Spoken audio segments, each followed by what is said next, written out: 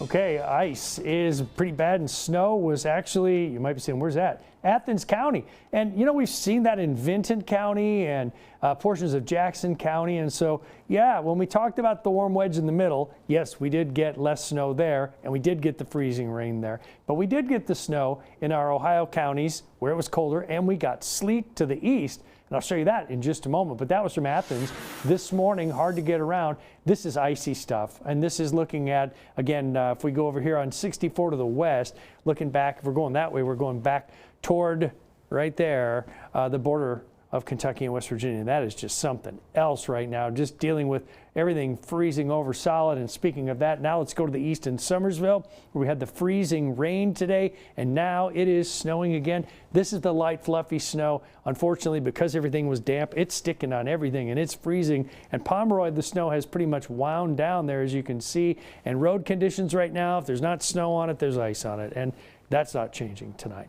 And that's probably not changing tomorrow. Here are the current power outages. 14,000 in Kanawha County. That's county number one in terms of the amount of customers without power. 1,500 in Lincoln County, 500 in Putnam. And remember, these are customers. So if you have your whole family in one house, that's one customer. Let's say if it's a whole string of businesses together on one bill, then that's one customer, and so forth. So sometimes I think there's a little confusion on that. Now, the snow from I-79 to 119 pushing east. This is the tail end of the big system, and this thing was so complicated. See the kind of crazy line here? So that was the warm punch that went in.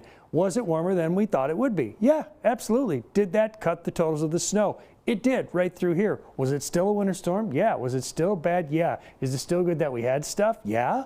Okay, and the roads are iced over now. This was something that we talked about. We said a couple days ago, any bit of rain on top of the snow was going to be a bad deal, and here it is. Hate the way it all came out, I really do. And then this was kind of mind-boggling to people. This was the sleet. I've never seen that much sleet where it came down off the hill like that, you know, like a mudslide, but it was sleet.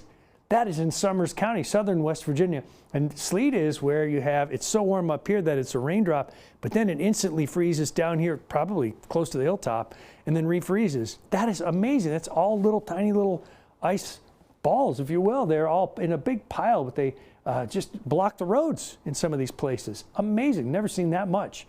That shows you how much moisture was there. 20 degrees, and we have some snow again with the wind chill behind that. So as soon as your sky starts to clear, then the wind picks up and it feels like it's in the single digits. It's just lousy.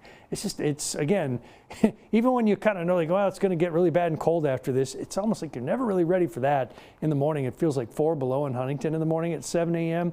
So a lot of schools are closed. So many people without power. That's the part that really hurts your heart, is that knowing that there's people without power in this. And there you go, looking at this system moving away.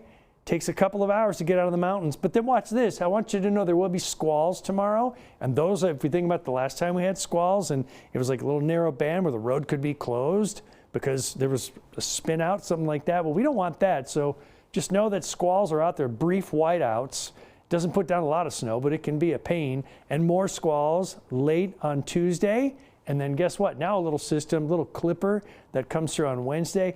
Not generally a lot of snow, but this tonight could be another inch of some fluffy snow, generally east of I-79 and east of 119.